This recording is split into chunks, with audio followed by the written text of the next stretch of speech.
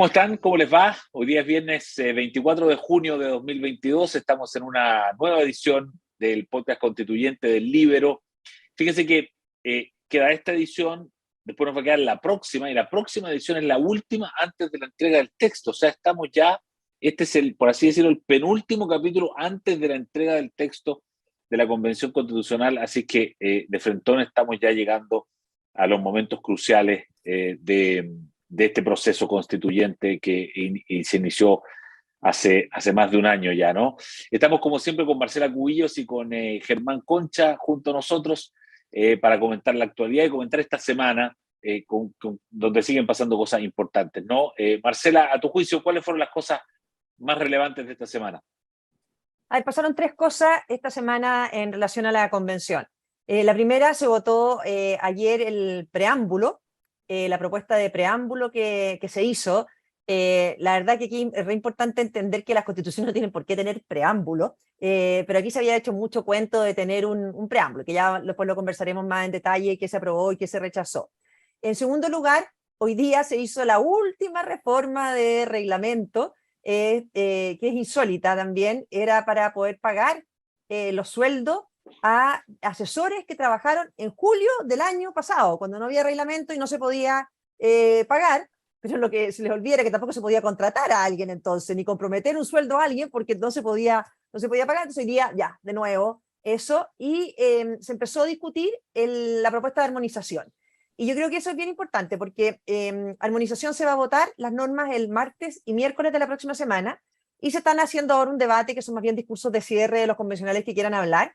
Pero cuando uno ve la propuesta de armonización, y eso ya la conversaremos la próxima semana, todo lo que se decía que armonización podía arreglar, la verdad que lo único que terminaron arreglando, entre comillas, es que achican el articulado, ¿no es cierto?, porque refunden artículos, entonces ya no son los 499, sino que son menos, se reordenan, pero lo que siempre dijimos, esta comisión de armonización no tiene atribuciones para meterse en el fondo del texto. El texto sigue siendo el mismo que la gente conoció cuando se entregó el borrador en Antofagasta, y lo único que se ha hecho es tratar como de que parezca más constitución. De hecho, hoy día uno lo dijo, estamos muy contentos después del trabajo de armonización porque ya nos dicen que parece más constitución. Bueno, siempre dijimos, armonización como la aprobaron ellos, no era algo que pudieran meterse en el contenido, sino que refundir artículos, cambiar orden. Pero estamos en eso, en la recta super final.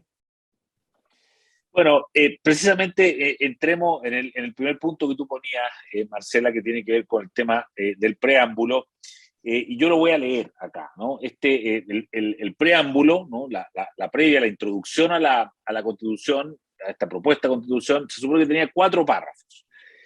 Se aprobó solamente uno, el primero, los otros 3 no se aprobaron, los otros que hablaban del tema del estallido del 18 de octubre, en fin, se dejan fuera. Entonces algunas personas consideran que eso le quita ya, ¿no?, el carácter más octubrista.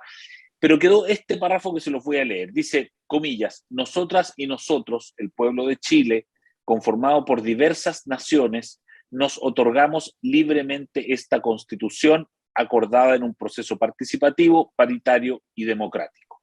Eso es lo que quedó aprobado como preámbulo, como introducción a la Constitución. Germán Concha, ¿qué te parece este párrafo? Hola, ¿cómo están? A ver, es bastante lamentable como preámbulo, la verdad, digamos, porque, como decía Marcela, las constituciones no están obligadas a tener preámbulos, pero los preámbulos tienen una cierta historia, representan algo históricamente, son parte de una tradición que tiene que ver también con que las constituciones están bien escritas, están escritas en lenguaje formal culto. Entonces, claro, cuando tú escribes una constitución en jerga o en lenguaje alternativo, el preámbulo empieza a sobrar porque responde a otra lógica. Responde a una lógica que cuida el lenguaje, que cuida la forma, y que utiliza este párrafo inicial o estos párrafos iniciales para hacer una especie de exposición de motivos. De decir, mira, esto es lo que tengo en la cabeza, o esto es lo que el redactor de la Constitución quiere hacer. Es cómo lo estaba mirando. Cito uno, el más conocido, el preámbulo de la Constitución de Estados Unidos, que es muy corto, pero que es un preámbulo que dice, nosotros, el pueblo, ¿por qué estamos haciendo esto? Y parte diciendo, para conseguir una unión más perfecta. Eso es lo primero que dice, que esa es como una tremenda declaración que hacen los padres fundadores de Estados Unidos de para qué sirve una constitución. Claro, ese preámbulo no se la podía poner a esta, que por la vía de la plurinacionalidad desarma más que unir, eso lo hemos discutido varias veces, y aprovecho de recomendar vivamente que lean el artículo de Sofía Correa hoy día en el Mercurio, en el suplemento sobre temas constitucionales, que es notable cómo explica el efecto de la plurinacionalidad en la desintegración de un país, digamos, no me voy a alargar sobre eso, recomiendo leer a Sofía Correa en la materia. Pero vuelvo al punto, entonces, el preámbulo tiene esa lógica. La constitución vigente, la constitución del 80, optó por no tener preámbulo en otro sentido, no porque lo considerara innecesario, sino que porque quiso ir más allá. Y en esto la Comisión Tuzar fue súper explícita en las constancias en acta. Quiso dejar los principios fundamentales de la Constitución como normas. Y por eso ese es el sentido del capítulo primero. Y por eso el Tribunal Constitucional ha dicho reiteradamente que la Constitución se interpreta a partir del capítulo primero.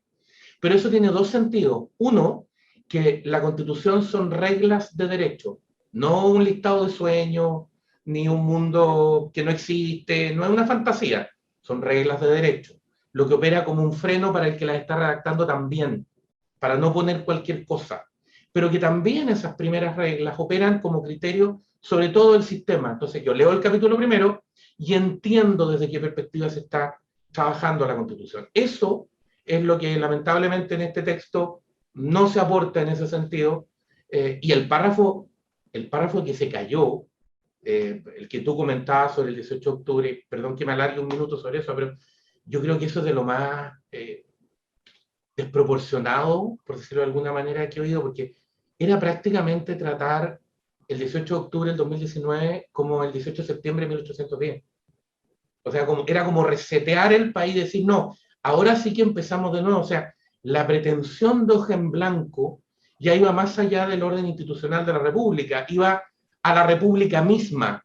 O sea, era como que tú dijeras, el país partió el 18 de octubre del 2019. Yo reconozco que me pasó una cosa rara en esos mismos días, oí un comentario en la radio de una declaración, perdón que me salga la convención, pero una declaración que entiendo que es del presidente de la República, que reconozco que cuando lo oí, no a él, sino que a alguien que la leía, dije, no, esto tiene que ser mentira, no puede, alguien puede pensar esto, pero no puede decirlo.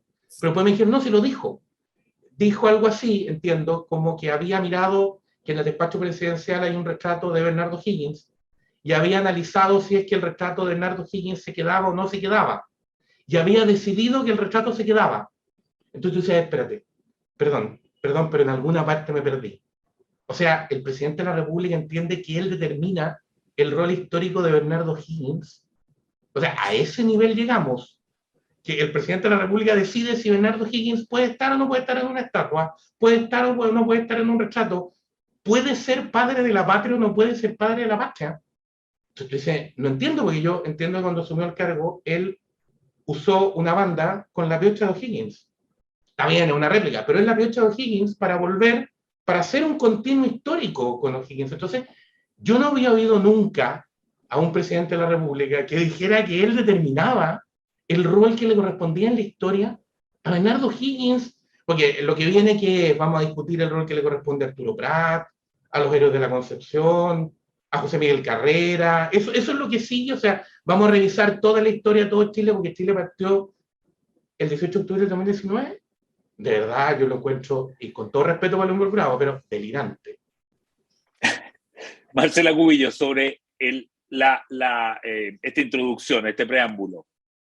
Bueno, la verdad que quedó en nada. O sea, lo primero, lo que se aprueba es bien brutal, porque en el fondo es la plurinacionalidad en su expresión máxima, ¿no es cierto? De esto, de todo conformado por diversas naciones, y lo dicen de nuevo. El que se hayan caído los otros, insisto, yo creo que pensar que porque no se aprueba eso se modera el texto después es absurdo. O sea, aquí el que hayan eliminado esos párrafos no significa nada. Piensa que algunos votaron en contra, no solamente porque había una mención al estallido, sino porque dice después asumimos esto con la fuerza de la juventud. O sea, también era una cosa loquísima. O sea, era seguir excluyendo. La violencia quedó unida al proceso desde el día 1, o sea, partió el debate el 18 de octubre, los discursos de los convencionales agradecen cuando está en la sesión para los presos de la revuelta, para libertad de los presos de revuelta, agradecen la violencia que está dando esta oportunidad de proceso constituyente. O sea, eso no cambia por un preámbulo o no un preámbulo, y mucho menos con el texto, que es un texto que hace mucho más difícil enfrentar la violencia. Entonces, yo creo que la verdad que no tiene ningún significado el que se haya rechazado, sino que más bien demostrar que estaban un poco peleados entre ellos y no se pusieron de acuerdo en este texto que poner.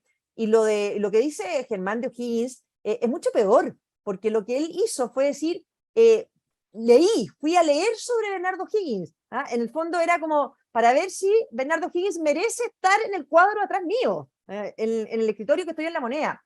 Entonces, esta ínfula refundacional de la República es brutal, es brutal. Entonces, por eso uno entiende que desde el día 1, acuérdense ustedes, se eliminó del reglamento, se votó en contra de poner que era el reglamento de la Constitución de la República de Chile. Quieren eliminar todos esos rastros, ¿te fijas? Entonces, no sé qué problema tiene esta gente con la República de Chile, con la historia de la República de Chile, con lo que somos. Entonces, no lo iban a arreglar por un preámbulo, y lo votaron en contra y quedó sin eso. Pero el texto es el que está, un texto plurinacional, un texto en que la República de Chile queda desmembrada, y un texto en que la violencia y las herramientas para combatirla quedan muy debilitadas. Marcela, esta semana se supo ya oficialmente que no va a ir ninguno de los 4 presidentes de la República vivos, digamos los expresidentes, al acto del 4 de julio. No va a ir el Contralor General de la República. Y lo otro que se supo, y corrígeme si estoy bien, es que este texto solamente va a llevar 2 firmas de la presidenta de la convención y del vicepresidente. ¿Eso es así? Y segundo, ¿qué te pasa a ti con eso que eres constituyente, con que el 4 de julio, digamos, finalmente tengamos una ceremonia donde no van a haber muchas autoridades y finalmente estas tan pocas firmas en el texto? A ver, primero, dejar claro que el trabajo de uno como constituyente termina con el último pleno de armonización. Esa es la pega nuestra. O sea, yo por lo menos mi responsabilidad democrática termina el miércoles o el jueves con la última votación del último artículo del pleno de armonización. Después había que mandarle el texto al presidente, pero esta ceremonia es una ceremonia inventada, porque no había ninguna necesidad de hacerlo, ni es parte de nuestro trabajo como constituyente. O sea, podrían haberlo mandado a dejar el texto, se lo podrían ir a bajar a La Moneda a la presidenta con el vicepresidente. O sea, este es un acto que más bien está siendo visto como el lanzamiento de la campaña del apruebo, mucho más que un acto, porque no es una sesión, no es una sesión de trabajo, ya se acaba con el último pleno de armonización. Entonces, que ellos hayan pretendido disfrazar de republicano un acto, cuando lo que han hecho durante todo el proceso constituyente es minar y debilitar la República, es bien ridículo y bien absurdo, y yo creo que así lo entendieron también todas las autoridades. O sea, no podían pretender hacer un acto republicano al final, cuando han redactado un texto antirrepublicano y cuando han hecho un proceso muy poco republicano. Entonces, al final, es un acto más bien endogámico de ellos, medio autista, de la izquierda que está contenta con este texto para entregárselo a un presidente que está muy contento con este texto porque es la misma coalición, la del presidente y la que tenía el control de la convención. Entonces, ahora, y respecto a la firma, yo creo que lo que hubo ahí es que se dieron cuenta que si le pedían firmar a todos, muchos no íbamos a firmar ese texto, porque obviamente que es un texto que no suscribimos. Entonces yo creo que para evitar problemas de que hubiera convencionales que no firmaban, que otros que sí, obviamente los nombres de nosotros están todos asociados, somos parte de la convención, pero lo firma solamente la presidenta y el vicepresidente actual. Yo creo que para evitar exponerse a que muchos no habríamos firmado ese texto. Porque firmar, Germán, en el fondo, sí, es adherir al texto. es ponerle la firma, como se dice vulgarmente, ¿no? Germán, sobre el acto del 4 de julio, ¿qué reflexiones tiene? Lo que pasa es que yo creo que la convención, o la mayoría que la dirige, en realidad lo que ha hecho ha sido tratar de desinstitucionalizar lo más posible el proceso, desde el día 1, digamos.